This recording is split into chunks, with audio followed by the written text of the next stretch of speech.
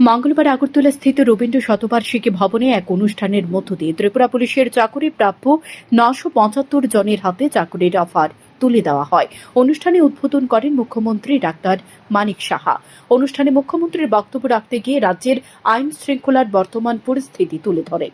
মুখ্যমন্ত্রীর দাবি, আইন শৃঙ্খলা রাজ্যের আগের তুলনায় যথেষ্ট ভালো হয়েছে।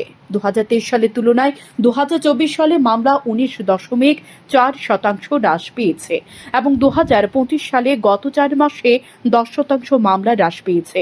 বাংলাদেশের অবৈধ অনুপ্রবেশকারীদের গ্রেপ্তারের হার ৩৬% বৃদ্ধি পেয়েছে রাজ্যে। গত বিধানসভা এবং লোকসভা নির্বাচন রাজ্য পুলিশের কারণে শান্তিপূর্ণভাবে সম্পন্ন হয়েছে। এই শান্তিপূর্ণ নির্বাচন নিয়ে দেশের নির্বাচন কমিশন ত্রিপুরা পুলিশের ভূয়সী প্রশংসা করেছেন। সরকার চায় এভাবে ত্রিপুরার গণতন্ত্র বজায় থাকুক, কিন্তু বিভিন্ন সময় কিছু বিষয় নিয়ে হইচই করে ত্রিপুরায় গণতন্ত্র নেই বলে দাবি করে। তাদের উদ্দেশ্যে বলা হচ্ছে, আপনারা পিছনের দিকে ফিরে দেখুন, বিশেষ করে অতীতের নিউজ পেপারগুলোর কাটিং সংগ্রহ করে দেখুন কি ছিল ত্রিপুরা। মুখ্যমন্ত্রী আরো বলেন, ত্রিপুরার আইন শৃঙ্খলা ১০০% ঠিক হয়ে গেছে বলে দাবি করে না সরকার, কিন্তু আগের তুলনায় আইন শৃঙ্খলা অনেক উন্নত হয়েছে রাজ্যে। তবে যারা আইন শৃঙ্খলা নষ্ট করার চেষ্টা করবে তাদের কঠোর হাতে দমন করা হবে বলে জানান মুখ্যমন্ত্রী। মুখ্যমন্ত্রী এদিন উদ্বেগ প্রকাশ করে বলেন, সোশ্যাল মিডিয়াতে এখন যা খুশি তা লেখা যায়, তাই রাজ্য পুলিশের পক্ষ থেকে সোশ্যাল মিডিয়ার দিকে কড়া নজরদারি রয়েছে, কাউকে ছাড়া হবে না। তাই বিতর্কিত বা কুরুচিকর মন্তব্য থেকে বিরত থাকতে মুখ্যমন্ত্রীর আহ্বান। ৩৫ বছর ধরে এই কালচার ত্রিপুরাতে ছিল। আগের সরকার ওরা এগুলো করতো, মানুষ বেরোতেই পারতো না। এখন আমি বলছি না যে 100% আমরা একদম এর থেকে মুক্ত হয়ে গেছি। তো মাঝে সাঝে এক এক জায়গায় এক এক ধরনের ঘটনা হয়, সেই জায়গায় পুলিশ কিন্তু তার কার্যক্রম কিন্তু করেন এবং সেইভাবে ওনারা কিন্তু তাদেরকে গ্রেপ্তারও করেন এবং কেসও নেন। সময় লাগবে, কিন্তু মানুষ যতক্ষণ ধরে এই মেন্টালিটির থেকে না বেরোবে, অনেক সময় নেবে। ৩৫ বছর প্লাস ৫ বছর মিলে ওরা যেভাবে ত্রিপুরার মধ্যে অশান্তির মাধ্যমে ঘোলা জলে সবসময় মাছ ধরার চেষ্টা, মানুষকে বিভ্রান্তি করার চেষ্টা, অগ্নিসংযোগ, খুন, সন্ত্রাস, এগুলোই তো করতো।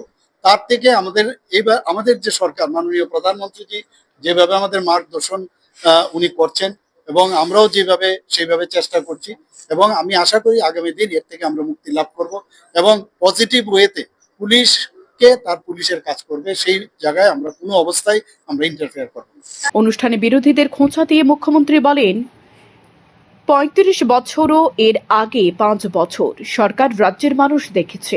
এ সময় বিধায়কদের বাড়ি এবং পার্টি অফিস থেকে চাকুরির অফার বিলি হতো, কিন্তু বর্তমানে প্রত্যেকটা চাকুরির স্বচ্ছতার নিরিখে হচ্ছে বলে মন্ত্রীদের সাহস আছে মঞ্চে দাঁড়িয়ে অফার বিলি করার। মুখ্যমন্ত্রী বিগত সরকারের কাঠগড়ায় তুলে বলেন, আপনারা যা করেছেন সেটা আমরা করব না, কিন্তু আমরা যা করছি সেটা থেকে আপনাদের শিক্ষা নিয়ে আগামী দিন করা দরকার। যারা নতুন চাকুরি পেয়েছে তাদের উদ্দেশ্যে মুখ্যমন্ত্রী বলেন, আপনারা সকলে মানুষের জন্য কাজ করবেন, আপনাদের বেতন হবে মানুষের করের পয়সা দিয়ে। বিশেষ করে আপনারা যেখানে পোস্টিং পাবেন সেখানে রাষ্ট্রবাদী চিন্তাধারা নিয়ে মানুষের সাথে বন্ধুত্বমূলক আচরণ করে নিরপেক্ষভাবে দায়িত্ব পালন করবেন। তাহলে রাজ্য পুলিশ মানুষকে নিয়ে চলতে পারবে এবং নিজেদের মধ্যে আত্মতুষ্টি আসবে বলে জানান মুখ্যমন্ত্রী। বাংলাদেশের অবৈধ যারা অনুপ্রবেশকারী তাদের যে গ্রেপ্তার এখন পর্যন্ত প্রায় ৩৬% বৃদ্ধি পেয়েছে। আমি ধন্যবাদ দেব পুলিশ বাহিনীকে যে বিগত যে বিধানসভা এবং লোকসভার যে ইলেকশন হয়ে গেল এত সুন্দরভাবে সুষ্ঠুভাবে যে সম্পন্ন, সেটা আপনাদের কারণে সেটা সম্ভব হয়েছে, এবং যে কারণে ভারতের নির্বাচন কমিশন এবং ত্রিপুরা পুলিশ এবং আমাদের প্রশাসনিক ব্যবস্থার ভূয়সী প্রশংসা করেছেন। এবং এইভাবে আমরা চাই যে এখানে গণতন্ত্র বজায় থাকুক। বারবার বিভিন্ন ছোটোখাটো বিষয় দাঁড়িয়ে অনেক সময় হইচই করা হয় যেখানে গণতন্ত্র নাই। আমি ওনাদেরকে বলবো, আপনারা একবার নিজেদের পৃষ্ঠাগুলো পেছনের দিকে খুঁজে বের করুন, নিউজ পেপারের কাটিংগুলো দেখুন, আপনারা বিভিন্ন ভিডিও কাটিংগুলো দেখুন, কি ছিল ত্রিপুরা, আজকে মানুষের আস্থা এসছে। আমরা বলছি না যে 100% এখানে আইন শৃঙ্খলা একদম ঠিক হয়ে গেছে, কিন্তু আমরা কঠোরভাবে বারবার বলেছি যে কোনো অবস্থায় যদি কেউ আইন ভঙ্গ করে, আইন ভঙ্গকারীদের বিরুদ্ধে আমরা কঠোরভাবে মোকাবেলা করব। বন্ধুগণ, আমরা সালে আমরা জনসচেতনতামূলক প্রচারের পাশাপাশি ব্যাংক অ্যাকাউন্ট ত্রিপুরা পুলিশ দৃঢ়ভাবে সেই কাজটা করেছেন।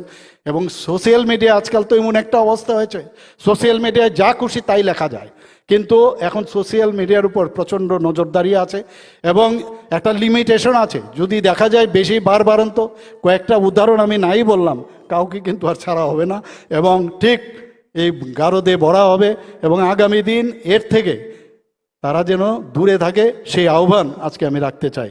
বন্ধুগণ, আমরা 2024 সালে মাননীয় প্রধানমন্ত্রীজি এবং মাননীয় আমাদের যে যশস্বী গৃহমন্ত্রীজি যে 2024-এ 1 জুলাই থেকে ফৌজদারি আইন সেগুলোতে এবার পার্লামেন্টে পাশ হয়েছে, তার বিষয়ে আমিও কিছুদিন আগে গুয়াহাটিতে গিয়েছিলাম, আমাদের ডিজি সাহেবও গিয়েছিলেন এবং আমাদের চিফ সেক্রেটারি সাহেবও গিয়েছেন।